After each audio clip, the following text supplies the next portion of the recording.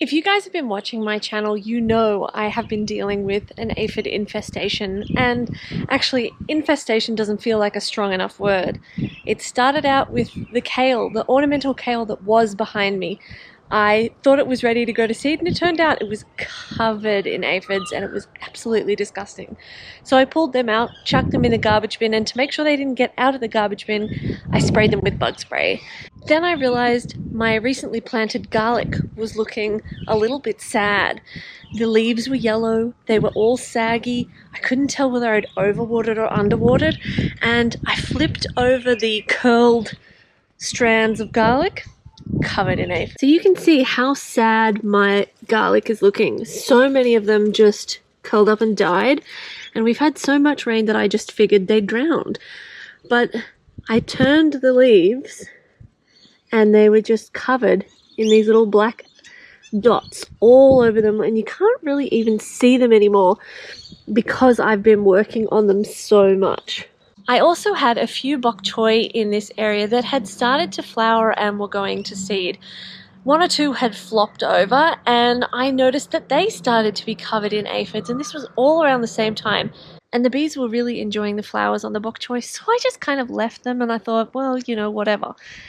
And sure enough, they were covered in aphids too, so I ripped them out at the same time I took the kale out, and I inspected this one behind me, and it was aphid free. So I thought, I'll leave this one for the bees. It's still winter, there's nothing else for them.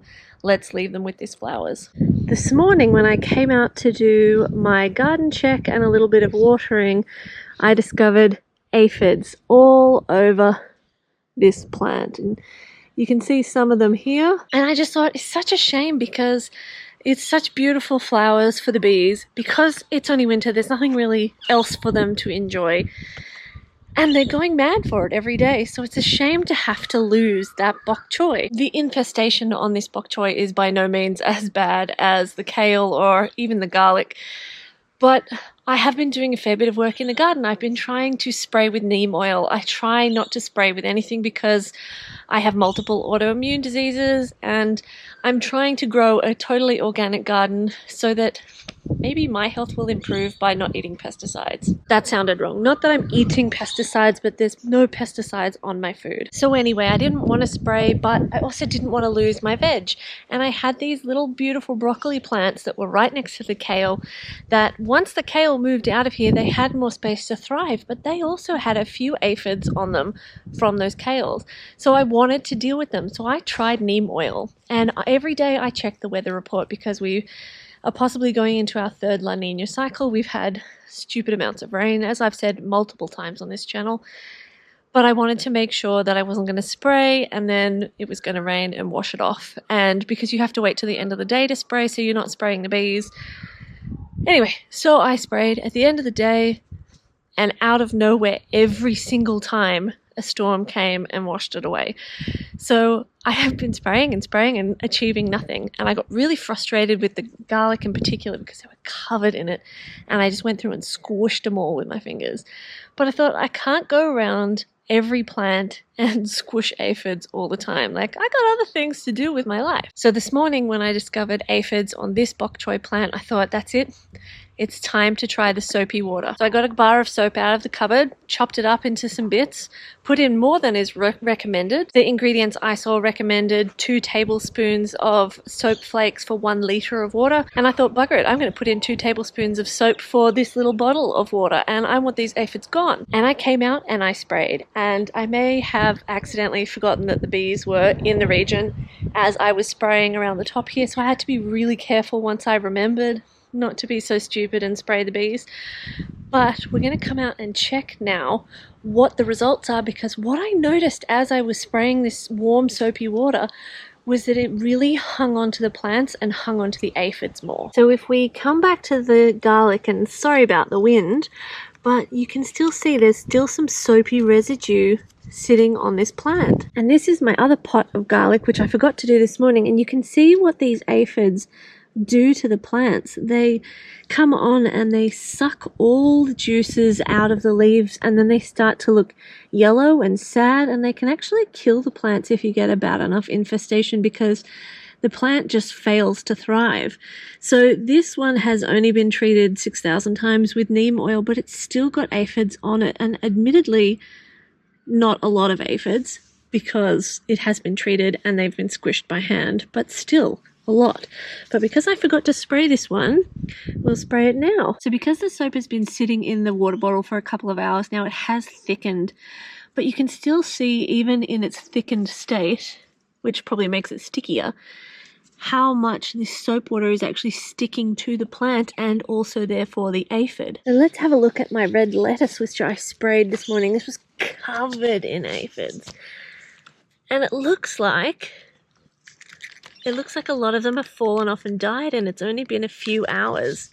So this is kind of amazing. Oh, we've got a patch there that haven't been sprayed, and you can kind of tell by the color. If they're lighter in color, they haven't got any soapy water on them. They look a bit darker when they have got soapy water on them. So you can see I've just sprayed them. And what the soapy water actually does is it breaks through the waxy cover on the aphids, which then basically kills them. So that's kind of how you can get success with them. And I think I've got some other problems with my cabbage because there seems to be some sort of critter laying bugs on my cabbage. Hi, Raffy. The aphids this morning on the bok choy were all around the top, and it looks like in just a matter of hours they've fallen off. And so there are still some on this one, and hopefully if the GoPro can focus, you'll be able to see how dark they are now and how soap covered they are, because that waxy outer layer on them has been washed off by the soapy water. These darker aphids, you can see, all actually now have a soap layer on them, and that's amazing. So they're probably all dead or on their way to dead. And this patch of aphids, you can see I've sprayed one side but not the other side. They're darker on one side, and here are the alive aphids, the lighter ones, which I didn't spray because a bee was here this morning. So you can see how much difference that soap has made, and how the waxy layer of their outer cover has just been broken down, which basically damages the cell membrane on the aphid and leads to its demise. So this is a fantastic way of getting rid of aphids. So does the soapy water method work for killing aphids? Yeah, I've got to say, my experience so far, it does. Within a few hours, there are way less aphids than there were before, and I can already tell which ones have been coated and which ones are affected and therefore dead and not moving. So this is kind of awesome, and I know that I could spray them and then get them off the plant, but I don't want to disturb the bees too much. I don't want to waste any excess water, and it's forecast to rain here tomorrow, so they can get knocked off then. But this is kind of a really awesome quick way to treat your garden, and I'll be definitely using this again because it's been way more effective than neem oil. It's a way to keep my plants naturally healthy. Naturally, I mean, how natural is soap? But you know, it's not spraying them with like hard pesticides and things like that. Soap I can wash off, like it's not a big deal. I put soap on my hands.